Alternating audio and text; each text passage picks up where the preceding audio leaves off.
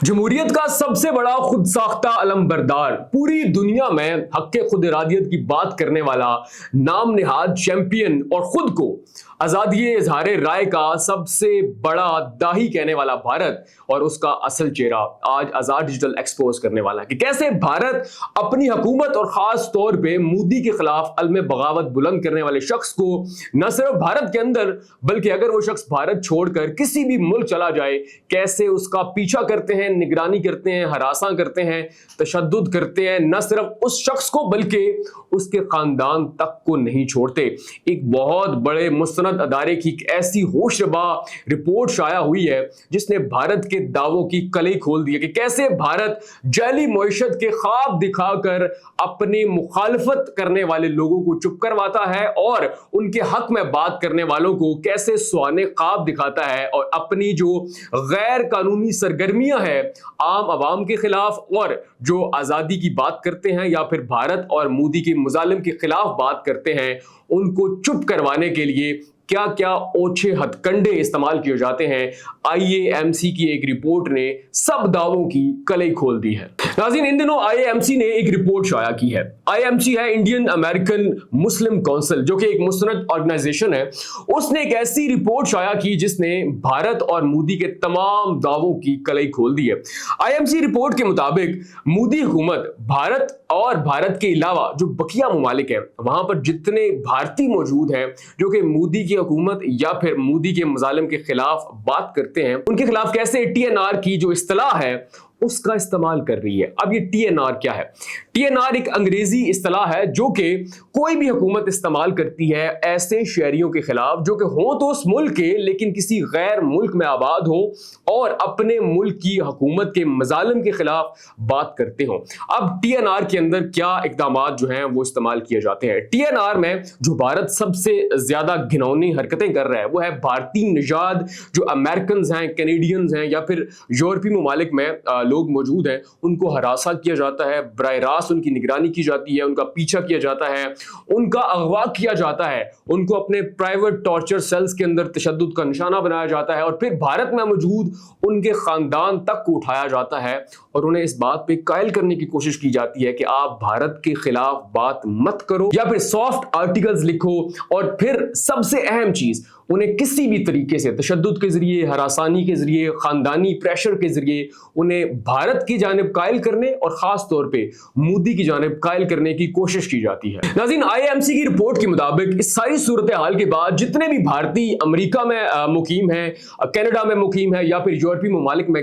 मुकीम है, वो सख्त परेशान है, वो शदीद खौफ का जो है वो इजहार करते हैं। वो अक्सर ये कहते हैं कि जब भी हम अपने दफातर जाते हैं कोई ना कोई जो शख्स है, एक मुश्तबा शख्स हमारा पीछा कर रहा होता है। इसके अलावा उन्होंने एक और चीज का जिक्र किया। उन्होंने कहा कि जो भारत की अंदरूनी यानी कि दाखिली आमराना सोच है और खास तौर पे हिंदू पसंदाना जो एक इंतहा पसंदी की सोच है, अब वो भारत से निकलकर जो बकिया ममालिक है, अमेरिका हो, कनाडा हो, यूरोप हो, वहां पर जो भारतीय बस रहे हैं जो मोदी के खिलाफ बात करते हैं या फिर भारत के खिलाफ बात करते हैं, ये तसलसल अब भारत से निकलकर उन ममालिक की जानिब भी जा चुका है। अच्छा, अब इस रिपोर्ट में एक और इंकशाफ किया गया है कि इसका शिकार आम लोग नहीं होते, इसका शिकार सिर्फ आम लोग नहीं बल्कि सहाफी,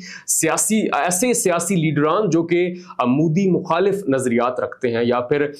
उन लोगों की बात करते हैं जो कि मोदी के मुजालिम के खिलाफ लिखते हैं और उनसे आज़ादी हासिल करना चाहते हैं। यानी कि आईएएमसी की रिपोर्ट के मुताबिक ये जो टीएनआर की इस्तिलाह है या फिर जो हिकमत अमली है ऐसे तमाम अफराद के खिलाफ इस्तेमाल हो रही है जो किसी भी लिहाज में किसी भी बाउंड्री के अंदर रहकर मोदी के खिलाफ बात करते हैं। नाज़रीन, ऐसी एक रिपोर्ट फ्रीडम हाउस ने भी शाया की है।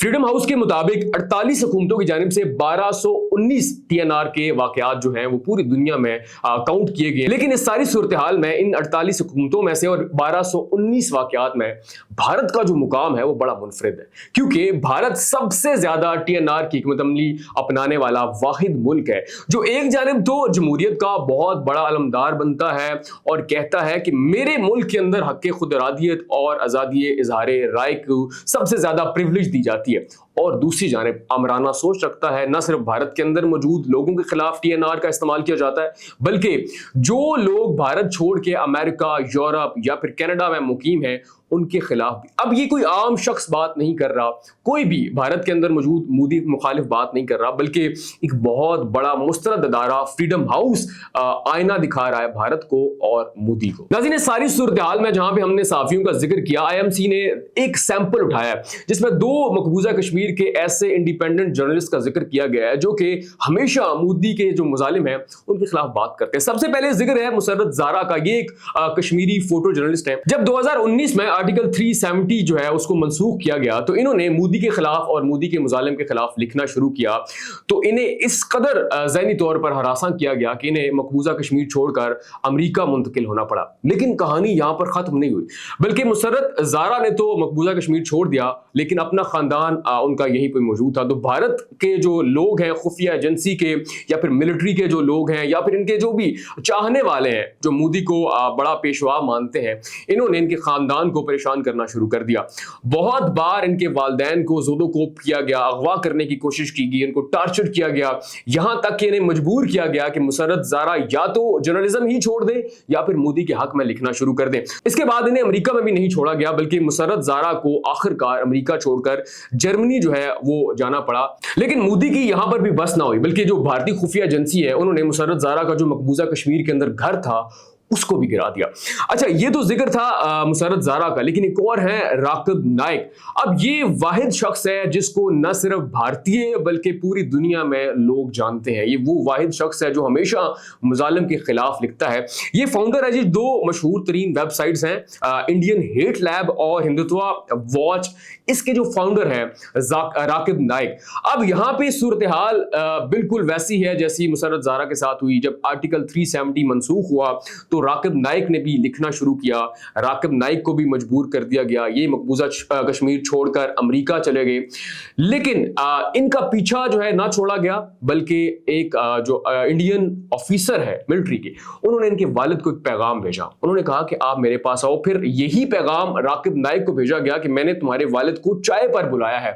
راکب نے بس نہ کی, اس نے ان کے سامنے جھکنے سے انکار کیا. اور پھر 2020 میں ایک اور جو ان کا خفیہ ایجنسی کا آفیسر ہے اس نے دوبارہ ان کے والد کو بلایا اور کہا کہ تم اپنے بیٹے کو مجبور کرو کہ واپس بھارت آئے اور مجھ سے پرسنلی ملے. ناظرین, اب آپ کو آئی ایم سی کی رپورٹ کے بعد اس بات کا تو اندازہ ہو گیا ہوگا کہ بھارت کیسے کھوکھلے دعوے کرتا ہے. ایک جانب تو یہ کہتا ہے کہ ہم پوری دنیا میں آزادی اظہار رائے کے علمبردار ہیں, اور دوسری جانب ہر ایسی آواز کو خاموش کروا دیتا ہے جو کہ لگتا ہے انہیں کہ ہمارے خلاف ہے یا پھر ہماری حکومت کے لیے خطرہ ہے. اچھا,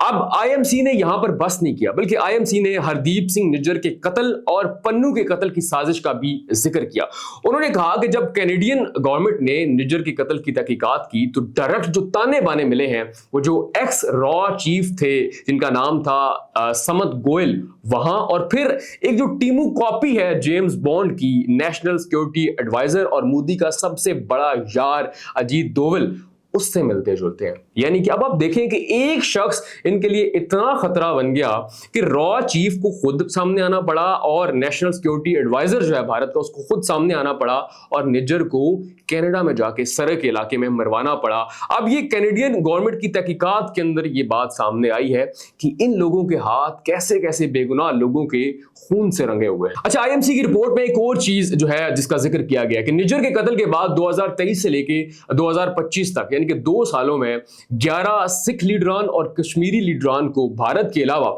غیر ممالک بیرون ممالک یعنی کہ امریکہ, کینیڈا, پاکستان میں ٹارگٹ کیا گیا اور انہیں جان سے مار دیا گیا. وجہ کیا تھی؟ وجہ صرف یہ تھی کہ وہ حکومت کی پالیسیوں پہ اختلاف رکھتے تھے, ان کے خلاف بات کیا کرتے تھے, مودی کو ڈکٹیٹر ثابت کرنے کی اور دنیا کو اصل چہرہ دکھانے کی کوشش کیا کرتے تھے, اور ایسی تمام آوازوں کو خاموش کروا دیا گیا. اب تو بھارت کے اندر بہت ساری جو اپوزیشن لیڈرز ہیں وہ بھی اس پہ بات کرنے پہ مجبور ہو گئے ہیں کہ بہت ٹائم ہو گیا, ہم نے ایسی آواز نہیں سنی جو کہ مودی کے خلاف پہلے بولا کرتی تھی, اب وہ خاموش ہو چکی ہے. تو آئی ایم سی نے اپنی رپورٹ کے اندر اس بات کا بھی ذکر کیا ہے کہ ایسی آوازوں کو کسی نہ کسی طریقے سے خاموش کروا دیا گیا ہے. لیکن ناظرین, یہاں پر بس نہیں ہوئی, یہ صرف ایک جھلک ہے بھارت کے اصلی چہرے کی, گھنونے چہرے کی اور مودی کے اصل چہرے کی. اگلے ولاگ میں ہم آپ کو کچھ ایسے ہوش ربا انکشافات آپ کے سامنے رکھیں گے کہ آپ کو پتا چلے گا کہ دنیا کے امن کے لیے جو سب سے بڑا خطرہ ہے وہ بھارت ہے اور نریندر مودی ہے.